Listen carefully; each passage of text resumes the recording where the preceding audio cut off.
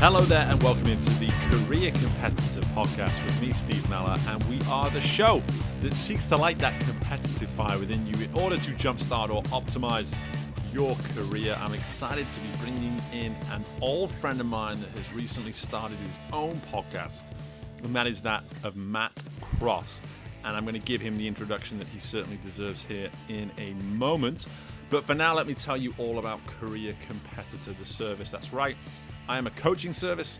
I am a service that is focused specifically on helping you find your optimal self. Whatever the world may be that you are trying to succeed within, I am here to facilitate that growth in a coaching capacity to allow you to perform at your optimal level, to realize your potential. So if you were interested in something like this, I'd love for you to give me an email. Shoot me a message, steve@careercompetitor.com. I love talking to people, as you should know by now after 4 years of a podcast. Talking to people is something I am very comfortable about and certainly encourage. So with that being said, please reach out to me. Don't hesitate to let me know how I can maybe be of service to you when it comes to that of coaching you. In addition, you're listening to the show right now, and gosh, I completely appreciate that. But one thing you could do for me while you're here is give the show a follow, or you can pick one or the other. Give the show a follow, or leave me a nice 5-star rating on Apple Podcasts. Now, if you want to do both, I'm not going to stop you, but certainly one of those would be very appreciated on my part. Now, let's get to my guest, Matt Cross. And Matt, for his full-time job, is the head of national development with Plymouth Leander Swimming Club in England. That's right, we got a swim coach coming onto the show. I've taken a solid 9-10 months out of the swim coaching world, but I still have so many wonderful people that I admire and I respect from that part of my life, and Matt is certainly one of them. And as I alluded to there at the outset of the show, Matt also has his own podcast that has recently come out titled Behind the Stats with Matt Cross. Now, Matt goes into the details of his podcast in this episode. He talks a little bit about his coaching journey, but one thing I really enjoyed about our conversation was the fact that Matt shares a message, and he really emphasizes this message in a variety of different ways. And it's a message that I like to personally share too, is that we all have our own Olympic final. The question is, however, whether or not we're in a supportive enough environment where we can work towards that version of an Olympic final without maybe being dismissed that whatever that goal is not necessarily on par with the expectations of those that are managing those environments, that are leading the charge when it comes to realizing our potential and reaching our goals.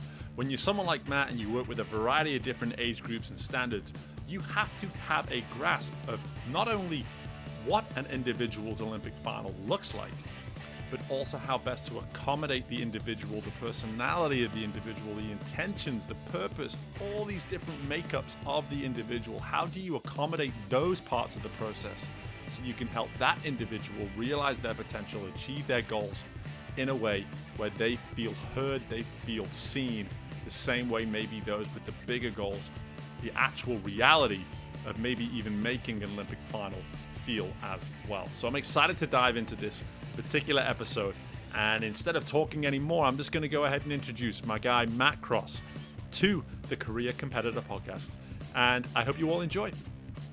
Okay, it gives me great pleasure to be speaking across the pond today with a friend of mine, Matt Cross. Matt, how are you, buddy? I'm really good, Steve. Really honored to be on here. Well, it's my pleasure. It's my pleasure. And we've obviously kept in touch over the years through the Facebooks and the LinkedIns and all these other sort of social media things. And fortunately, because the way the world is now, we can do this and see one another and reconnect. And we've been able to do that for a few minutes here before we started recording. But I'm excited to bring you on as a fellow podcaster now, someone who's a few episodes into his own podcast. Yeah. So before we go any further, mate, why don't you just tell everyone about your podcast? Yeah, brilliant. So it's called Behind the Stats with Matt Cross, and I suppose the key's in the title. It's about getting some sporting people on and breaking down their Wikipedia page and going, right, this is what I can read about you online, but how did you get there? You know, who's the real person behind what everyone can find out online? and yeah, it's been good fun. We're sort of 3 episodes in, with another 3 or 4 in the diary already. So, but it's been good fun. Just getting to know different sporting people. Obviously, with us both being swimming, I've got a few swimmers on there, but branching out into football and boxing and getting to know what happens in the day-to-day life of those people is been really good fun. Yeah, when I saw you posting about it for the first time, I couldn't help but see obviously some connections with what I've been doing here for 4 years now. Just in terms of that, you know, it's easy for anyone to go figure out and learn about someone's story to a certain extent through stuff like Wikipedia, Google, whatever you want to call it. But at the same time, there's always more. There's always something beneath the surface that, until you actually sit down and talk to that person, have a genuine, honest, open conversation with them, you're never going to really find out what it is that's maybe made them the champion, the success, whatever it is that they've been able to become. And so in your full-time work at the moment, you're head of national development there with Plymouth Leander in the UK. So why don't you start here with this, taking this notion of what you do with the podcast, Behind the Stats. How do you maybe incorporate the philosophy, let's say, of the podcast in the work that you do today as a swim coach? So for me, it's the most important part. I feel like if I know my athletes better, I can coach them better. So I sort of live by the notion that everyone's got their own Olympic final. You know more than most how hard it is to have a Olympic finalist, Olympic champion from your cohort of athletes. And but for me, if one of their Olympic finals is I want a scholarship to the USA to go to uni, right? If that's the best it ever gets from them. But if I know that that's what they're aiming for, and I know that the person that they are, it's like, right, that you're going to be more suited to living in Florida, or you're going to be more suited to, maybe somewhere like North Carolina, or, right. I can help guide them in that way. And I feel the way I get to know my athletes and relationship build, it just means that the sets then take care of themselves because we have that relationship with each other and we know each other and they know exactly what I expect of them. And I sort of know what I'm expected in return. I know the one that's going to, have a bit of a moan for 10 minutes before they actually crack on with it. And I know the one that will, miss things out in the first couple of rounds, but then the 3rd and 4th round, they're going to be, hitting some world-class times. As long as I'm prepared for that, it allows me to coach them in a much better way. Yeah, I love that idea of, by simply knowing someone well enough, by building that relationship strongly, you're immediately eliminating almost the doubt of the work that then's going to come, because you know them well enough to give them or to share with them or to motivate them, whoever it may be. It's about providing what they need on the front end to ensure that you're going to get the result out of them in terms of their process and in terms of their effort. And you can only do that by getting to know them. And Exactly. I think it's interesting in the sense of anyone listening to this that is in any kind of leadership role. Here's an opportunity for you to kind of take a step back and say, okay, before I'm asking certain things of people, how much am I actually connecting with them to begin with? Because sometimes it doesn't even need to be so deep that you know them inside and out. It's just knowing them enough, right? And so for you, when I say something like knowing them enough, what does that look like for a group of 12, 13-year-olds up to 17, 18-year-olds? Because it's a different demographic to most people probably listening to this. Yeah, so, I mean, with the younger kids, it's for me, knowing the small things. What football team do they support?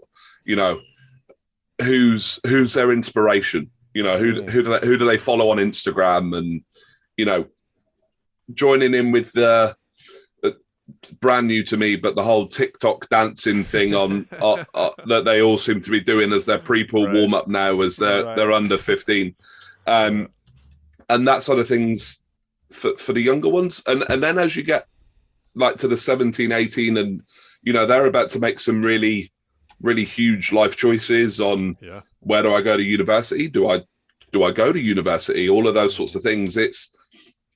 I tend to get a little bit deeper with them and a little bit more, so what does the next 2 or 3 years look like? Where is it we want to go with your career? Where do we want to go with your swimming? Is swimming even a part of it?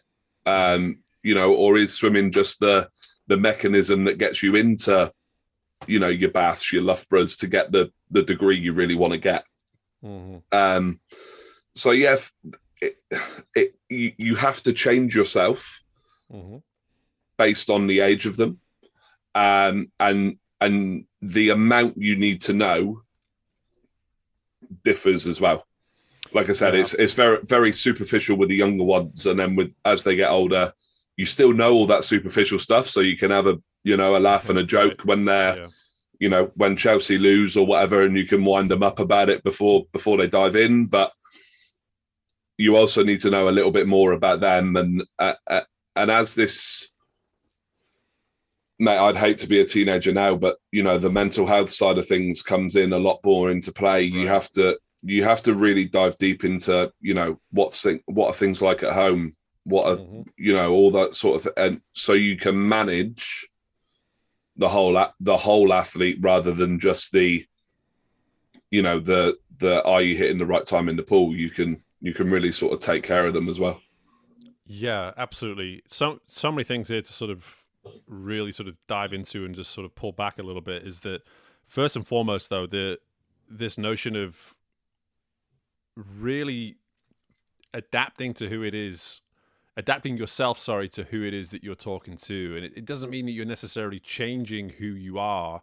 It's more about that intentionality behind the conversation. It's just like, hey, I don't need to go too deep with this individual because the notion of them moving on from here still seems like light years away for them, even though it may only be 4 or 5 years. At that age, 12, 13, it's as though I'm never going to be old. I'm never going to have responsibilities and all that kind of thing. So why should I care about any of this? But then suddenly, like you said, that massive shift around 16, 17, it's just like, oh, wow, I actually need to make decisions pretty soon. I need to know what I'm doing pretty soon. What does that look like? And as you were talking, though, my thought immediately came to, if you move this into an adult world, suddenly now you're looking at different generations. You're looking at people at different stages of their careers. Maybe someone that was once someone that, beneath you within the organization is maybe now capable of not just working at your level, but even surpassing your level. And what does that look like in terms of still serving them, in terms of still being there for them in a way to help them grow, to help them push to higher and higher levels, which I really, again, as a fellow coach, we're not the ones that are in the limelight. We're not the ones that are getting the pats on the back more, rarely. Sometimes we do, but at the same time, it's about prioritizing the people that we're looking after, the people that we're supervising, and saying, hey, this is about you, this is about your journey, this is about you getting out of this what you want to get out of this. So over the years, how have you found your adaptability, how that has started to maybe evolve and improve? I have to assume that, Matt 10, 15 years ago versus Matt where you are today, your awareness, I suppose, your perceptiveness to these situations must have evolved quite a bit. Yeah, I mean, I was probably when I first started coaching, which was actually, well, it was 15 years ago this year. I was very much in it for what are the accolades I can get. Interesting. I was very, I want an Olympian and I want a world record holder, and it was all about me. It was all about me. And I think as I've moved around, experienced different people, because I'm back in Plymouth now, as you say, and I started in Plymouth, but I've been on quite a journey since then. All over the UK, out to Kenya, Dubai, a bit of a journey. I can quite happily say now that I actually don't care what I have. Mm-hmm. It's like I said earlier, if I can help each one of my athletes achieve whatever their Olympics is, that to me is success. I don't look at it anymore as the how many world records did my athletes break, because that's going to define whether I'm a good coach or a good person. You know, I look at it much more, you know, as one of the athletes I've had something to do with invited me to their wedding day. Yeah. You know, that means I've had an impact. Yeah. You know, that means you've really sort of had a defining impact on their life if they want you to be involved in those sort of big moments. And I think in terms of coaching, it was funny you say like people who were below you are now above you. Coming back to Plymouth, my line manager now is someone I used to coach the first time I was in Plymouth. So he's gone into coaching, and now he is my boss. Yeah. And I see it much more now as, you know, he winds me up and you have to do as I tell you to do, and all this sort of always comes out, and right.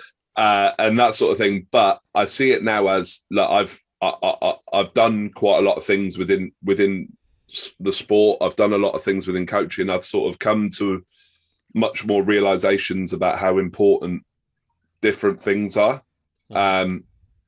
You know, and I feel like I'm breaking through with him in terms of he's now looking after himself a little bit better. Because he was very much the same as I was when I was younger, which was I'll just do all the hours. It doesn't matter. I'll cover everyone. I'll do all the hours. I'll spend 3 hours having parents meetings every night at 9 o'clock. And he was just full on. And I just said to him, I was like, look, you know, I've been there. I've done it. Let's try and relax a little bit and see if you're a better coach if you actually chill out a little bit more. Yeah. To the point where he actually took a week off after the British champs, which was like unheard of. For him. Yeah. So I was like, but he came up to me afterwards and said, I feel refreshed. I feel ready to go again. Great. Which is great. And, you know, I love that I'm now able to pass that on to him. But it's because I've gone complete flip reverse on where I was when I first started coaching. And it's actually now nothing to do with me. It's all about everybody else. And I relate to that so much. I see myself when you talk about those initial intentions when you first start out.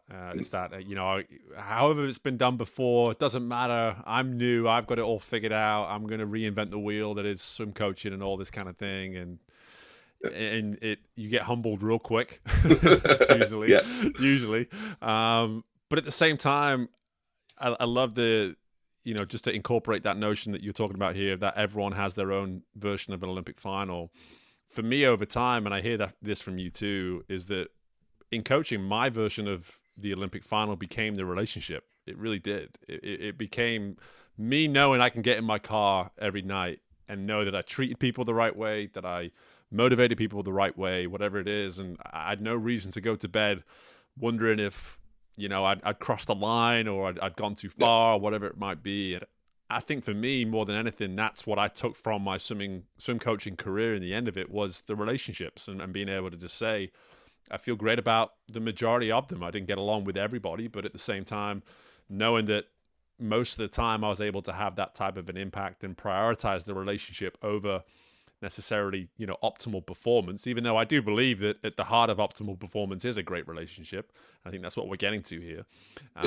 It's funny, the less and less I thought about the final outcome and the more I focused on the relationships, the more the final outcome actually got better, you know, and that's the whole sort of head messing thing about it is you just sort of go, well, wait a second, I'm not thinking about being the best, but now my athletes are getting better. How does that work? But this is good stuff, and I'd love to just talk a little bit more though about the podcast now, Matt, in terms of just you know, as you've gone through these first 1 or 2 interviews that you've done already, like what has been that sort of I suppose most surprising thing that you've taken from the initial discussions about what you've maybe discovered.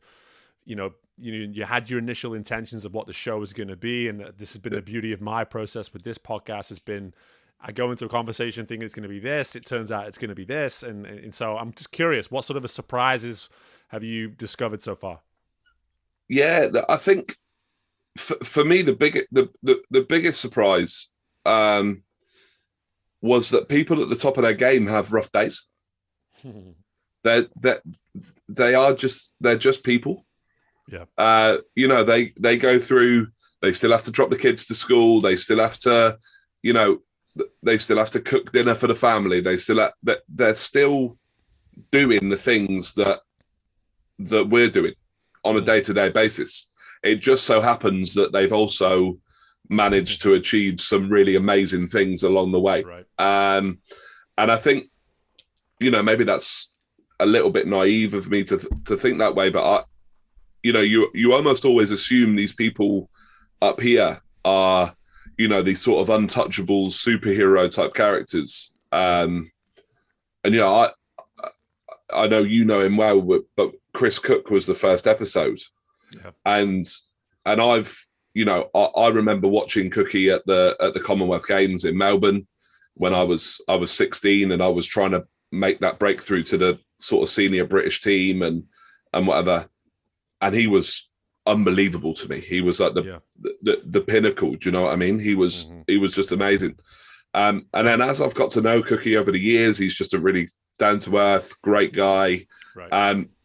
But for him to turn around and say today is the happiest he's ever been, that to me was like, wow. Yeah. Like you're happier now than when you were this superstar in our sport. Right. At the top of a mountain, so to speak. Yeah. Yeah.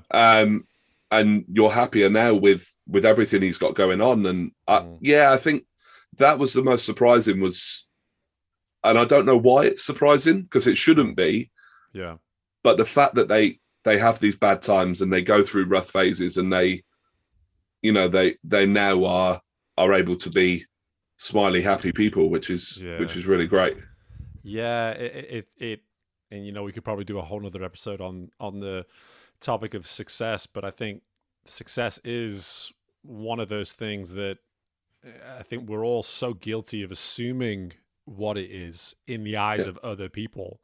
And we're so quick to judge that, and instead of just sort of pulling back and thinking, okay, well, if I'm not climbing some incredible mountain in an Olympic sport or whatever it might be, and yet I consider myself to be a success, what is it that I identify with success? Maybe this individual who is a superstar athlete in my mind, maybe they identify the same way I do with success. Yeah. Maybe the quality of their relationships, the people that they love, the impact that they have, maybe that is enough. I think that's so in many ways very reassuring, for people that are maybe listening and thinking, oh, I've got to attain this. If I don't attain this, I'm not successful. And it's just like, well, just maybe sometimes it's important to stop and look around you and say, hey, maybe there's a few things I should appreciate a bit more and, maybe consider to be a success. So that's, I love hearing that, especially from a guy as good as Chris Cook.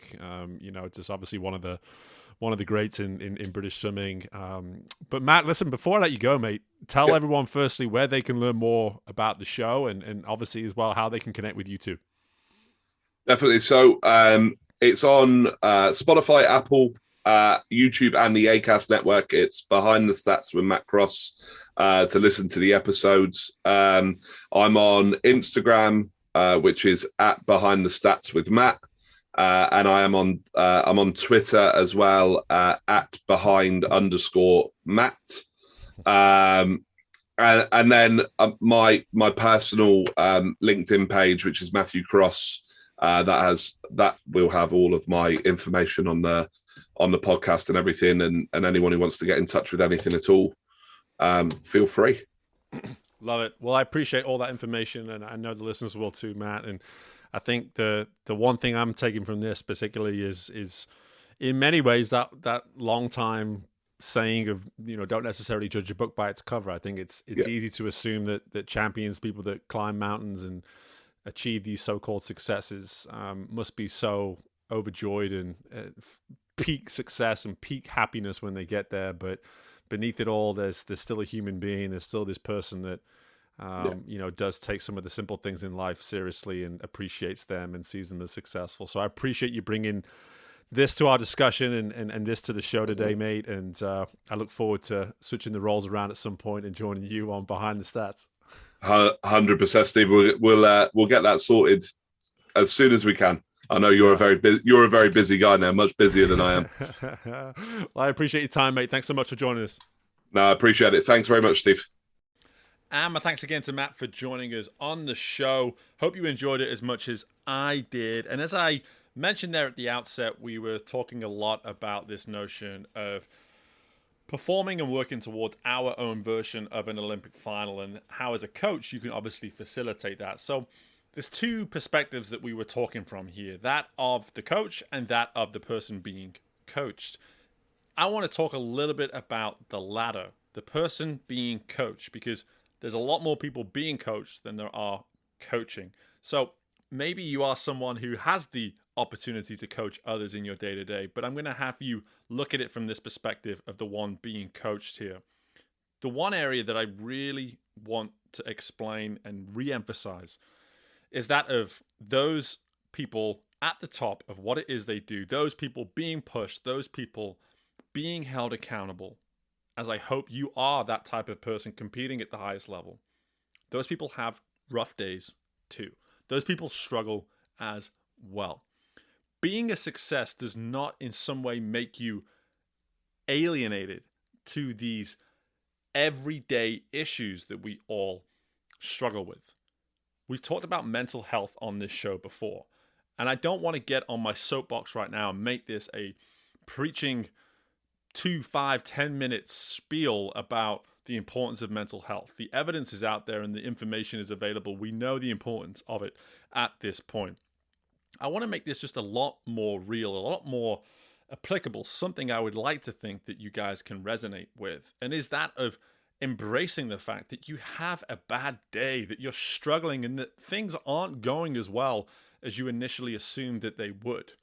It should not deter you from your end goal. Going back to that message that I opened the show with, if you have your version of an Olympic final, don't be discouraged to go after that just because you're having a rough day.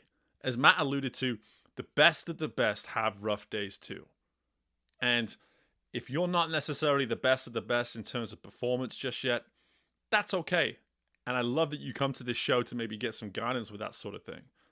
But wherever you are in your journey, I assume that you're human. Therefore, you're probably going to have the odd setback now and again. Therefore, you're obviously going to deal with some rough times. Embrace those moments, see them for what they are in the moment, learn from them, and then have the confidence and the courage to continue to move towards your version of an Olympic final.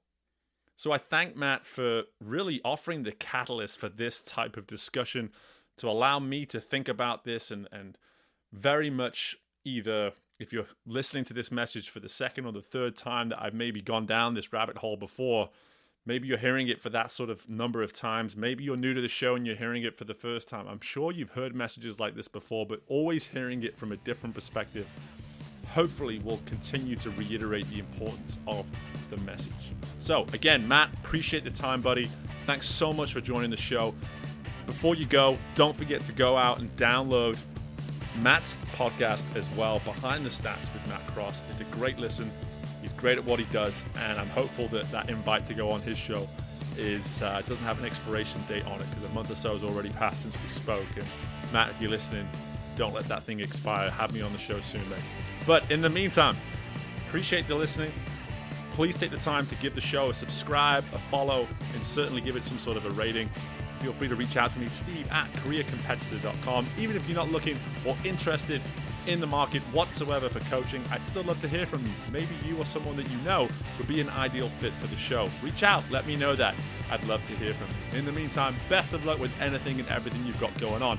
And I look forward to speaking with you all again very soon. Bye.